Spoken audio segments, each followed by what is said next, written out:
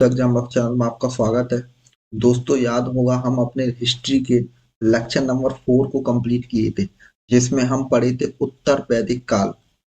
तो आज हम अपना प्रारंभ करेंगे लेक्चर नंबर 5, और जिसमें हम पढ़ेंगे बौद्ध धर्म।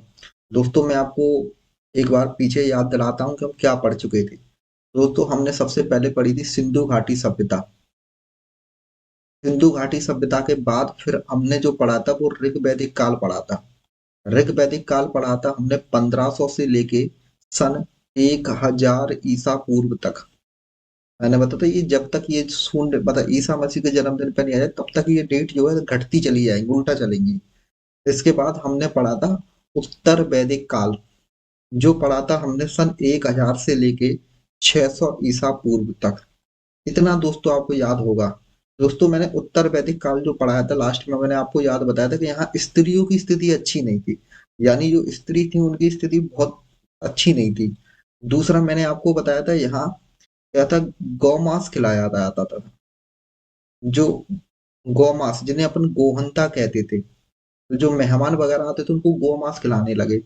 तीसरा क्या होता है इसमें, गोत्र विस्तार प्रारंभ हो गई, यानी जातिवाद चालू हो गया यहाँ पर। और क्या होने लगा उत्तर वैदिक काल में, एक और चीज जो हुई सबसे जरूरी, वो ये हुई थी, आपको याद होगा, गोत्र व्यवस्था के साथ साथ यहाँ पर बलि प्रथा।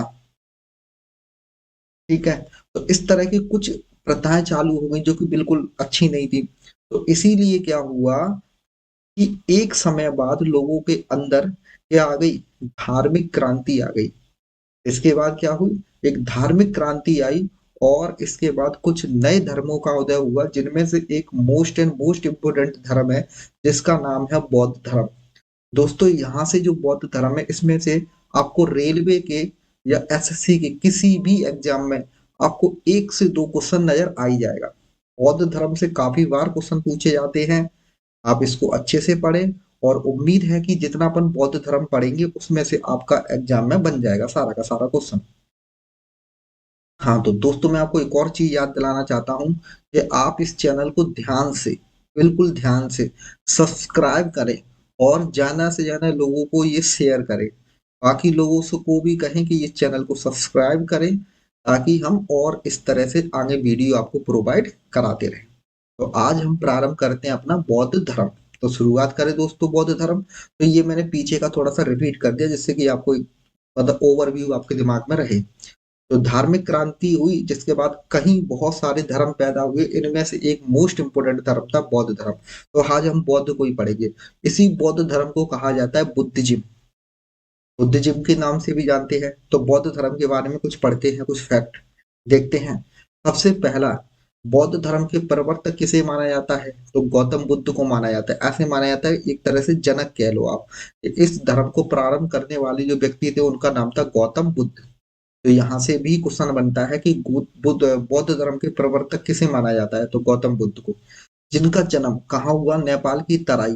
तराई क्या होता है, तराई होता है दोस्तों किसी शहर का जो निचला एरिया होता है, जहाँ पर पानी भरा होता है जर्दली। तो जो निचला एरिया होता है, बाकी ऊंचे जो बाकी जितने भी आसपास के ऊंचे ऊंचे एरिया होंगे, उसमें जो निचला एरिया होगा तो उसको कहते हैं तराई। तो जर्दली ये नदियों के किनारे मिलता है आपको। तो तराई में कपिल वस्तु के निकट इस गांव में, तो लुम्बानी नामक गांव में हुआ। कब हुआ, 563 में। तो ये पॉइंट पूरा ही इंपोर्टेंट है। आपसे एक तो ये पूछा जाता है कि गौतम बुद्ध का जन्म कहाँ हुआ, तो नेपाल की तराई। तराई में किस जगह पर हुआ, कपिल वस्तु के निकट। और गांव कौन सा था, लुम्बानी नामक ग्राम में हुआ। कब हुआ, तो ये डेट भी इंपॉर्टेंट है, ये डेट याद करनी पड़ेगी आपको। तो हिस्ट्री में सारी डेटें याद नहीं रखनी होती, बट कुछ कुछ डेटें आपको जो विशेष याद रखनी ही होंगी, जिन पर बार बार क्वेश्चन आता है एग्जाम में। तो 563 में इनका जन्म हुआ नेपाल की तराई में। आगे बढ़ते हैं। बुद्ध के बचपन का नाम, ये नाम इंपोर्टेंट है, ये बार बार आएगा। ये ही नाम आपको सिद्धार्थ जैन में भी मिलेगा। तो मैं इसको आगे बढ़ाऊंगा जैन में, ठीक है। तो अभी आप याद रखना कि बुद्ध के बचपन का नाम क्या है। जो गौतम बुद्ध है इनके बचपन का नाम है सिद्धार्थ। तो मैं बार बार अभी क्या है, सिद्धार्थ बोलूंगा, ताकि आपको ये नाम याद हो जाए अच्छे से, आप ये कंफ्यूज ना करें। तो गौतम बुद्ध के बचपन का नाम है सिद्धार्थ। इनकी माता का नाम महामाया तथा पिता का नाम था सुधोधन। ऐसे ठीक है, इसे पढ़ लेना एक बार। बाकी ये बुद्ध के बचपन का नाम जरूर पढ़ लेना आप, ये याद रखना। तो बचपन का नाम क्या है, सिद्धार्थ। नेक्स्ट, जन्म के 7 दिन के पश्चात ही इनकी माता का देहांत हो गया और इनका लालन पोषण जो है वो किन्होंने किया? गौतमी। इनकी जो मौसी थी गौतमी, इन्होंने किया। इसीलिए इनके नाम में अपनी मौसी का नाम जोड़ा जाता है पहले, इसीलिए इनको कहा जाता है गौतमी पुत्र। गौतमी पुत्र, इसलिए इनका नाम पड़ गया गौतम बुद्ध। तो गौतम इनकी मौसी का नाम है, मौसी के नाम से जुड़ा हुआ है। तो गौतमी याद रखना है आपको। तो कई बार पूछ लिया जाएगा कि जो गौतम नाम है वो किससे संबंधित है, तो इनकी मौसी से संबंधित था। 7 दिन में ही इनकी माँ की डेथ हो गई थी। 16 वर्ष की आयु में इनका विवाह यशोधरा से हुआ। ये भी इम्पोर्टेंट है। अच्छा, इनकी माता कहाँ से थी? राजवंश कौन सा था? कौशल राजवंश की कन्या थी। तो इनकी माता भी जो थी पहले से ही राजवंश की कन्या थी, यानी राजा की बेटी है ये। तो ये इम्पोर्टेंट है। ये तो ऐसा नहीं है कि गौतम बुद्ध कोई गरीब आदमी है, वो ठीक ठाक बैकग्राउंड से आ रहे हैं, राजा के उनकी मतलब समझ सकते हो आप। कौशल राजवंश की कन्या थी उनकी माँ, तो इसलिए काफी ठीक ठाक स्थिति है इनकी। तो आगे देखते हैं। तो 16 वर्ष की जैसे ही ये गौतम बुद्ध लगभग 16 वर्ष के हुए, इनका विवाह हो गया। तो विवाह किससे हुआ? यशोधरा से। और इनका एक पुत्र हुआ, इस पुत्र का नाम था राहुल। आप याद रखना, इंपॉर्टेंट है ये नाम। तो गौतम बुद्ध के बचपन का नाम क्या था? सिद्धार्थ। और सिद्धार्थ के जो बच्चा पैदा हुआ है 16 साल की आयु में इनकी शादी हो गई यशोधरा से। और यशोधरा और सिद्धार्थ के जो बेटा पैदा हुआ उसका नाम था राहुल। 29 वर्ष की आयु में वे ज्ञान की प्राप्ति के लिए घर छोड़कर चले गए। और बौद्ध साहित्य में इस घटना को क्या कहा जाता है? महाविनिष्क्रमण के नाम से जाना जाता है। तो लगभग ये 29 साल के हो गए थे। 29 साल के बाद इन्होंने, इनका थोड़ा सा मन विचलित रहता था। इसके बाद ये क्या थे कि 29 साल की जैसे ही इनकी उम्र हो गई तो ये घर छोड़कर चले गए। उसके बाद ये फिर इन्होंने तपस्या की और कठिन तपस्या करने के बाद इनको बोधि की प्राप्ति हुई, यानी ज्ञान की प्राप्ति हुई। तो 29 वर्ष की आयु में घर छोड़कर चले गए। इस घटना को किस नाम से जाना जाता है बौद्ध में? तो इस घटना को बौद्ध में जाता है महाविनिष्क्रमण। महाविनिष्क्रमण तो घर से निकल जाना, इस तरह से। 6 वर्ष के कठोर तप के पश्चात बौद्ध गया, ये बिहार में जगह है, बौद्ध गया में निरंजन नदी के तट पर, जितना मैंने ये मार्क किया है ना येलो कलर का, ये बहुत इंपॉर्टेंट है, इस पर क्वेश्चन जाना बनते हैं। तो आपसे ये पूछा जाता है कि किस नदी के तट पर इनको मिला था? तो किस नदी के तट पर इनको बोधि की प्राप्ति? निरंजन नदी के तट पर। वृक्ष कौन सा था? वो पीपल के वृक्ष के नीचे, जैसा कि मैंने थंबनेल में लगाया है, आप देखोगे तो पीपल के वृक्ष के नीचे। वैश्य पूर्णिमा के दिन उन्हें बोधि, बोधि का मतलब होता है ज्ञान। तो ये टर्म डायरेक्ट पूछ लिए जाते हैं एग्जाम में कई बार। ये बोधि का संबंध किससे है? तो ये ज्ञान से संबंधित। तो बोधि को ज्ञान कहते हैं। तो इनको ज्ञान की प्राप्ति हुई। बोधि प्राप्त करने के पश्चात ही बुद्ध कहे जाने लगे। सिद्धार्थ का क्या नाम पड़ गया? बुद्ध। तो बचपन का नाम इनका सिद्धार्थ था। जब ये 29 साल के हुए तो 6 साल इन्होंने तपस्या की। तपस्या करने के बाद फिर इनका नाम पड़ गया गौतम बुद्ध। ये इंपोर्टेंट है, याद रखना आप। और उनके अनुयायी क्या कहने लगे? बौद्ध कहे जाने लगे। तो यहां तक आपको याद रखना है गौतम बुद्ध के बारे में कुछ कुछ बातें। आगे बढ़ते हैं। उनके ज्ञान प्राप्त करने की घटना को बौद्ध साहित्य में किस नाम से जाना जाता है? संबोधि। तो ये भी इंपॉर्टेंट पॉइंट है, याद रखेंगे आप। तो उनके जो ज्ञान प्राप्त करने का जो घटना है उसको कहा जाता है संबोधि। घर से जब निकल के गए तो उसको कहा जाता है महापरिनिष्क्रमण। आगे देखते हैं। ज्ञान प्राप्ति के पश्चात महात्मा बुद्ध ने सर्वप्रथम 5 शिष्यों को अपने जीवन का प्रमुख सारनाथ उद्देश्य, सारनाथ, सारनाथ ये यूपी के बनारस में है, गंगा नदी के तट पर जगह है। तो सारनाथ में दिया, ये इंपॉर्टेंट है, ये पूछा जाता है कई बार कि महात्मा बुद्ध ने अपना पहला जो प्रवचन दिया था वो कहाँ पे दिया था? तो सारनाथ में दिया था इन्होंने, जिसमें बौद्ध साहित्य में धर्म चक्र प्रवर्तन के नाम से जाना, जैसे किस नाम से जाना जाता है? धर्म चक्र प्रवर्तन। तो पहला भाषण इन्होंने जो दिया था अपना, एक तरह से, वो कहाँ पे दिया था? सारनाथ में। और जिसे बौद्ध साहित्य में क्या कहा जाता है? धर्म चक्र प्रवर्तन। महात्मा बुद्ध के अनुसार जीवन के 4 चरण सत्य हैं, आचरण सत्य हैं। तो कौन कौन से हैं? पहला, तो जीवन का प्रमुख उद्देश्य सारनाथ में दिया। तो यहाँ से क्वेश्चन पूछा जाता है। तो बौद्ध साहित्य में इस घटना को किस नाम से जाना जाता है? धर्म चक्र प्रवर्तन के नाम से जाना जाता है। महात्मा बुद्ध के अनुसार जीवन के 4 आचरण सत्य हैं। तो वो कौन कौन से आचरण सत्य हैं देखते हैं। तो जीवन में दुखों की विदानता है। यानी इनका कहना था कि अगर जीवन है तो दुख होगा ही होगा। दूसरा, दुखों का कारण इच्छाएं हैं, तो अगर आप जितनी ज्यादा इच्छा रखोगे उतना ज्यादा आपको दुख होगा, जितनी कम इच्छा रखोगे उतनी कम दुख होगा। तो इनका कारण ये इनका कहना था कि जितनी आप इच्छाएं करोगे उतना ज्यादा आपके जीवन में दुख होगा। तीसरा, इच्छाओं को समाप्त करने से दुख समाप्त हो जाता है। आप किसी चीज की इच्छा मत रखो तो आपका दुख भी समाप्त हो जाएगा। तीसरा पॉइंट है, इच्छाओं समाप्त होने से दुख समाप्त होता है। इनका कहना था कि ना तो आप इच्छाएं रखो तो दुख भी नहीं होगा आपका, जैसे जैसे आप इच्छाएं खत्म करते जाओगे तो आपका दुख भी समाप्त होते जाएंगे। फोर्थ पॉइंट कहता है, इच्छाओं को समाप्त करने का मार्ग अथवा दुख निवारण का मार्ग अष्टांगिक। अष्टांगिक मतलब तो भगवान की भक्ति में लीन हो जाना, तो सारे दुख समाप्त हो जाएंगे, इनका ये भी कहना था। तो 4 चरणों में इन्होंने बताया था आचरण की इनको बिल्कुल मान लेना है आपको, ये कि जीवन में होना ही होना है। अगर जीवन है तो दुख है, दुखों का कारण इच्छाएं हैं, इच्छाएं समाप्त कर तो दुख समाप्त हो जाएंगे। इसके अलावा क्या है, इच्छाएं और दुखों को समाप्त करने का जो मार्ग है वो क्या है, निवारण का जो मार्ग है वो अष्टांगिक मार्ग है। आप बिल्कुल एकदम भक्ति में लीन हो जाओ, बिल्कुल एकदम सब कुछ छोड़ छाड़ के मोह माया, तो ये सब समाप्त हो जाएंगे। आगे देखते हैं, महात्मा बुद्ध ने आचरण को शुद्ध बनाने के लिए 10 सिलों के पालन पर बल दिया। तो ये 10 सिल का मतलब होता है कि 10 बातें लिखी थी ऐसे। पहले क्या होता था, कुछ जमाने में मतलब इनके जमाने में पत्थर पे कुछ जरूरी जरूरी बातें लिखवा दी थी, तो उनको ही कहते थे सिल।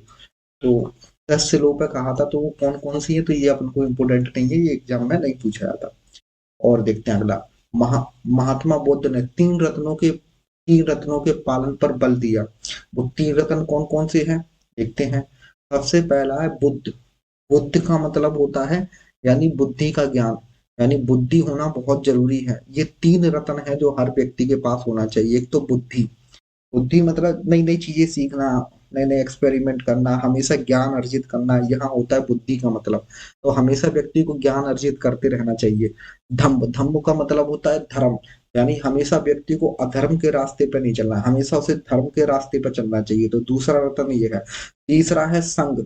ऐसा ना हो कि व्यक्ति अकेला अकेला रहे, तो हमेशा उसे संग बना के रहना चाहिए, तो यूनियन में रहना चाहिए, तो लोगों के साथ घुल मिल के रहना चाहिए। तो तीसरा ये था। तो पहला, हमेशा बुद्धि, हमेशा कुछ कुछ नया करते रहना चाहिए, बुद्धि का विकास होना जरूरी है। दूसरा, धम्म मतलब धर्म के रास्ते पर चलना चाहिए, और तीसरा संग मतलब हमेशा संग बना के चलना चाहिए। आगे देखते हैं, 483 ईसा पूर्व में 80 वर्ष की आयु में कुशीनगर नामक स्थान पर इनकी मृत्यु। तो ये भी बिहार में ही पड़ती है कुशीनगर। तो कुशीनगर में क्या हो गया, महात्मा गौतम बुद्ध का जन्म, ओ सॉरी, डेथ हो गई। तो कब, 80 वर्ष की आयु में 483 ईसा पूर्व। आप देखोगे 563 में इनका जन्म हुआ, और 483 में इनकी क्या हो गई, डेथ हो गई। तो ये कितने साल हो गए, 80 साल। तो 80 वर्ष में इनका क्या हो गया, डेथ हुई। तो 80 साल ये जीते। तो यहाँ से क्वेश्चन ये डेथ वाला पूछा जाता है। इनकी मृत्यु कब हुई, तो 483 ईसा पूर्व में कहाँ हुई, कुशीनगर नामक स्थान पे इनकी मृत्यु। उनकी मृत्यु की घटना को बौद्ध साहित्य में महापरिनिर्वाण कहा जाता है। महापरिनिर्वाण का मतलब नई आत्मा, यानी नए शरीर में आत्मा का प्रवेश करना, ये कहा जाता है। तो महापरिनिर्वाण कहा जाता है, ये याद रखना है, इतना ही रखिए, ठीक है। ये पॉइंट ज्यादा इंपॉर्टेंट है। इनकी डेथ कब हुई, तो 483 ईसा पूर्व में 80 साल में इनकी कुशीनगर में डेथ हुई। और ये इसके बाद महात्मा बौद्ध की मृत्यु के पश्चात 4 संगतियों का आयोजन हुआ। अब संगति क्या होती है, हुआ क्या था कि जैसे ही महात्मा बुद्ध को मतलब इनकी मृत्यु हुई, तो मृत्यु के बाद क्या है, जैसे ही मृत्यु हुई तो बुद्ध जो थे ना, बौद्ध लोग, उनमें आपस में कुछ झगड़ा हो गया। अब झगड़ा किस बात को, कोई कह रहा था कि इस तरह से मानेंगे, कोई कह रहा था इस तरह से मानेंगे। तो इसके बाद फिर वो इनमें संगति, संगति का मतलब एक तरह से बंटवारा। तो बंटवारा क्या होता है, तो प्रथम बौद्ध संगति। तो आप दोस्तों, मैं आपसे कहूं कि ये 4 टोटल संगति है। इनसे क्वेश्चन बहुत पूछे जाते हैं संगति से। क्या क्वेश्चन पूछा जाएगा आपसे, एक तो सन पूछा जाएगा, पहली संगति कब हुई, फिर उसका शासक कौन रहा था, किस जगह पे हुई। अध्यक्ष उतना इंपॉर्टेंट नहीं है, पर ये 3 तो पॉइंट काफी इंपॉर्टेंट है। आयोजन कब हुआ, शासक कौन था, स्थान कौन सा है? ये चारों के चारों आपको याद रखने होंगे, ये चारों से ही क्वेश्चन बनते हैं एग्जाम में। तो चारों संगति आपको याद रखनी। संगति मतलब हर बार बंटवारा होगा, तो पहली बार इसका बंटवारा कब हुआ, यानी संगति कब हुई? जैसे ही गौतम बुद्ध की डेथ हुई उसके उसी साल ये संगति हुई, 483 में ही। अच्छा, इसे याद रखने की मैं कुछ ट्रिक बताऊंगा आपको। ऐसे याद रखना है, जैसे ही गौतम बुद्ध हुए तो अगला कौन राज करेगा, तो इनकी पता है राजगृह। अब राजगृह आजाद, मतलब कोई नहीं जीत पाया। अब कौन करेगा, तो आप उसमें लड़ गए तो इसलिए कोई नहीं जीत पाया, तो कोई नहीं जीत पाया मतलब ये फिर से बंटवारा होने वाला है अगली बार। तो आप एक तरह से थोड़ा सा ट्रिक समझ लो कि पहले प्रथम बौद्ध संगति कहाँ हुई? राजगृह में। शासक कौन था? अजात शत्रु। इसका अध्यक्ष किसने की थी? महाकश्यपा। महाकश्यपा। अब इस संगति में हुआ क्या था, तो इस संगति में बौद्ध के उपदेशों को सुक्त पिटक और विनय पिटक भागों में संकलित किया गया। यानी इन्होंने क्या किया, जैसे ही महात्मा बौद्ध की डेथ हुई तो इनके जो दो स्पेशल ग्रंथ थे उनमें बंटवारा कर दिया। कौन सा? एक तो सुक्त पिटक और एक विनय पिटक। सुक्त पिटक क्या है? यह एक ग्रंथ है और विनय पिटक भी एक ग्रंथ है। अच्छा, तो फिर क्वेश्चन क्या बनेगा? क्वेश्चन ये बनेगा आपसे पहला कि सुक्त पिटक और विनय पिटक किस संगति के बाद संकलित किए गए, तो आपका आंसर होगा प्रथम बौद्ध संगति। दूसरा, आपसे कई बार ये पूछ लिया जाता है कि सुक्त पिटक ग्रंथ में किसके बारे में उल्लेख है, तो याद रखना जो सुक्त पिटक विनक है, सुक्त पिटक, ये किससे संबंधित है? जिसमें भगवान बौद्ध के सिद्धांत का उल्लेख है, यानी संग्रह है। इनके जो सिद्धांत थे, ये किस तरह से, मतलब ये जो मैंने अभी बताया था आपको 10 सिलाहत, ये सब जो बातें थी ना, इनके सिद्धांत के बारे में बताया गया है। तो ये बताया गया सुक्त पिटक में। और विनय पिटक या विनय पिटक में क्या बताया, तो विनय पिटक में कहा जाता है इनके दैनिक जीवन के बारे में बताया कि बौद्ध किस तरह से रहते हैं, किस तरह से अपना दैनिक जीवन बिताते हैं, तो इनके दैनिक जीवन के बारे में कहा गया। इसीलिए इसको कहा जाता है अनुशासन की टोकरी। Most and most important question आपसे पूछा जाता है कि अनुशासन की टोकरी किस ग्रंथ को कहा जाता है, तो विनय पिटक को। बिल्कुल मोस्ट एंड मोस्ट इंपोर्टेंट है, क्योंकि आपने देखा होगा बौद्ध जो लोग होते हैं ना, वो अनुशासन के बिल्कुल एकदम पक्के होते हैं, एकदम एक जगह बैठ जाएंगे ध्यान लगा के, तो फिर हिलते नहीं है वो लोग। तो इसीलिए कहा जाता है अनुशासन की टोकरी। तो इसमें अनुशासन के बारे में बताया था आपको। आगे बढ़ते हैं, तो यहाँ से ये जो क्वेश्चन है ना, ये इम्पोर्टेंट है, ये पूरा लाइन इम्पोर्टेंट है। तो प्रथम बौद्ध संगति कब हुई, मैं एक बार फिर रिपीट करता हूँ। 483 ईसा पूर्व में। कौन राजगृह, किसी ने राज नहीं कर पाया था, तो अजात शत्रु। मतलब महान बालों को बात कर रहे थे तो महाकश्यपा बड़ी बड़ी बात कर रहे थे, हम करेंगे राज, हम करेंगे राज, कर कोई नहीं पाए, तो महा मतलब महा बड़ी बड़ी बात है, तो महाकश्यपा। इसमें क्या हुआ, दो संकलित किया गया दो भागों में। कौन कौन सा? एक सुक्त पिटक और एक विनय पिटक। सुक्त पिटक में क्या है, तो सुक्त पिटक में जो है महात्मा भगवान बुद्ध के सिद्धांत का उल्लेख है, यानी सिद्धांत का संग्रह है इसमें। जबकि इसमें क्या है, इसमें दैनिक जीवन के बारे में बताया कि किस तरह से बौद्ध जो है दैनिक जीवन अपना बिताते हैं। जो विनय पिटक है, इसी विनय पिटक को, दैनिक जीवन को ही कहा जाता है अनुशासन की टोकरी। विनय पिटक को ही कहा जाता है अनुशासन की टोकरी। मोस्ट मोस्ट इंपोर्टेंट है। आगे बढ़ते हैं, द्वितीय बौद्ध संगति, इसके बाद फिर दूसरी हो गई कितने साल बाद, तो 100 साल बाद। 100 साल बाद ही, 100 ईयर बाद ही द्वितीय बौद्ध संगति हुई। अच्छा, द्वितीय बौद्ध संगति कहाँ हुई, तो ये हुई थी वैशाली। ये भी जगह बिहार में ही है, वैशाली। वैशाली का कुंड ग्राम, कई बार ऐसे आ जाता है। अच्छा, यहाँ शासक कौन था, तो शासक है काला शोक। काला शोक।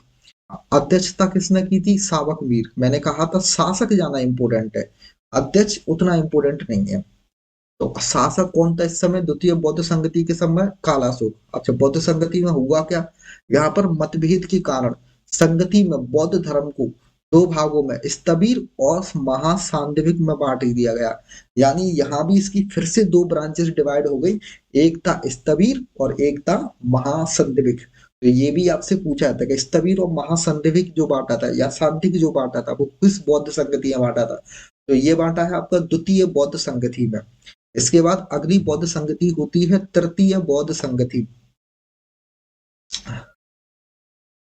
तृतीय बौद्ध संगति ये हुई थी 250 ईसा पूर्व। कब? 250 ईसा पूर्व। इसमें याद रखना कहाँ हुई, तो ये पाटलिपुत्र में हुई, ये सारा का सारा बिहार के आसपास का ये एरिया पूरा पाटलिपुत्र में हुई। पाटलिपुत्र यानी जो अभी आप सुनते हो पटना, तो पटना का पुराना नाम ही पाटलिपुत्र है। तो पाटलिपुत्र में हुई थी। इस समय शासक कौन थे? अशोक। बहुत इंपॉर्टेंट है शासक। शासक थे अशोक। तो अशोक का 10 ईयर चलेगा। अशोका आपने नाम सुना होगा ये कई बार, तो अभी हिस्ट्री में आगे आएगा ये नाम। तो अशोका थे इस समय शासक। मोगली तितरस अध्यक्ष थे। तो बस नाम याद कर लेना, कोई जरूरत नहीं है। इस संगति में अभिधम्म पिटक का संकलन किया गया। तो बस यही है इसमें, और ज्यादा कुछ नहीं है। जैसे क्या कहा जाता है अभिधम्म पिटक को? अभी मैंने बताया था, ये देखो ऊपर वो पिटक थे ना, ये है देख, एक तो सुक्त पिटक, विनय पिटक, ये बिल्कुल याद रखना, कंफ्यूज नहीं करना है। एक सुक्त पिटक, एक विनय पिटक, और इसके बाद जो अगला पिटक आया है वो अभिधम्म पिटक। तो ये याद रखना है, ये ग्रंथ है सारे के सारे। ग्रंथ मतलब इसमें किताब है, यानी जिसमें सारी बातें लिखी गई हैं उसी को कहते हैं ग्रंथ। ये तो ऐसी कोई डायरी में कोई बातें लिख दी गई उसको अपन ग्रंथ कह देते हैं जब वो मोटा हो जाता है तो बहुत। तो अभिधम्म पिटक, तो अभिधम्म पिटक कौन सा है? तीसरी में। पहला है सुक्त पिटक, विनय पिटक। सुक्त पिटक, विनय पिटक जो आपको मिलेंगे प्रथम बौद्ध संगति में जब आप देखोगे तो, ठीक है, कंफ्यूज नहीं करना है। द्वितीय बौद्ध संगति में स्थविर और महासंदिग्ध। लेकिन अगर मैं आपसे पिटक पिटक कहें तो फर्स्ट एंड थर्ड में है। तो तीसरा है अभिधम्म पिटक। अभिधम्म पिटक को कहा जाता है धार्मिक शिक्षा देना। अभिधम्म का मतलब होता है, ये जो इसमें लिखा है वो धार्मिक शिक्षा के बारे में बताया गया कि बौद्ध धर्म की जो शिक्षा है वो कैसे देनी है, या दार्शनिक सिद्धांतों का विवेचन है इसमें। दार्शनिक का मतलब होता है आप दास बनोगे तो उसके लिए क्या क्या आपको सिद्धांत करने हैं, अगर आप किसी के चेले बनते हो तो एक तरह से आप कहे तो इसमें धार्मिक शिक्षा के बारे में बताया। जैसे हिंदू धर्म में शिक्षा दी जाती धार्मिक शिक्षा, उसी तरह से तो आपको इसमें धार्मिक शिक्षा मिलेगी अभिधम्म पिटक। तो ये धम्म का मतलब, ये अगर आप देखोगे ना तो धम्म से मतलब धार्मिक, इस पॉइंट से पकड़ लेना। धम्म का मतलब धार्मिक, तो अभिधम्म किसमें है? तीसरे में। तो ये धार्मिक शिक्षा देता है। इसके बाद जो हुई थी चतुर्थ बौद्ध संगति, इसको याद रख लेना 100 ईसा पूर्व, यानी 1 शताब्दी या फिर 100। ये कहाँ पर हुई? कुंडलवन। ये सारी बिहार की जगह, तो कुंडलवन में हुई थी। इस समय शासक कौन था? कनिष्क। ये भी इंपॉर्टेंट है, ये चतुर्थ बौद्ध संगति में कनिष्क का बहुत पूछा था। चतुर्थ बौद्ध जो संगति हुई थी इस समय शासक कौन था? तो इस समय शासक था कनिष्क। अगर आपसे पूछे कि अध्यक्षता किसने की थी तो अश्वघोष या वासुमित्र, एक ही बात है। कनिष्क के ही दरबारी थे। तो कोई इतना इंपॉर्टेंट नहीं है, बस इतना याद रखना है कि चतुर्थ बौद्ध संगति किसके शासन काल में हुई? कनिष्क के में। कब हुई? 100 ईसा पूर्व। इसमें क्या हुआ, इसमें ये पॉइंट बहुत इंपॉर्टेंट है, बट इसका जो रिजल्ट है ना वो बहुत इंपॉर्टेंट है। तो चतुर्थ बौद्ध संगति में क्या हुआ, इसमें बौद्ध धर्म को फिर से बांट दिया। किस किस में? दो में, एक हीनयान और एक महायान। तो बौद्ध संगति को दो भागों में बांटा गया है, हीनयान और महायान। तो इस संगति में बौद्ध धर्म को फिर से दो भागों में बांट दिया गया, हीनयान और महायान। ये आपको विशेष याद रखने हैं, बहुत मोस्ट इंपोर्टेंट क्वेश्चन है दोस्तों। आगे बढ़ते हैं। जो हीनयान तथा महायान शाखा के अंतर्गत बौद्ध धर्म की एक और शाखा है ब्रजयान। ये भी कम आती है पर पूछ ली जाती है। तो इसकी तीन शाखा हो गई, हीनयान, महायान और ब्रजयान। यानी बौद्ध धर्म की देख रहे हैं अब चार संगति हो गई, बढ़ता बढ़ता बढ़ता ही चला जा रहा है। तो इसके बाद ये चार फाइनली है, फिर इसके बाद फिर कभी भी इसकी संगति नहीं हो, फिर इसका डिवीजन नहीं हुआ है आगे चल के। तो हीनयान और महायान के अंदर ब्रजयान भी इसकी शाखा है, जिसमें जादू टोना झाड़ फूंक तंत्र मंत्र ये सब बताए गए, इन पर बल दिया जाता है। बौद्ध धर्म अनीश्वरवादी है, ये बहुत इंपॉर्टेंट है। ये बौद्ध धर्म ईश्वर को नहीं मानता, यानी वो भगवान को मानते ही नहीं है कि कोई भगवान है, श्री कृष्ण ये सब नहीं, वो अनीश्वरवादी है।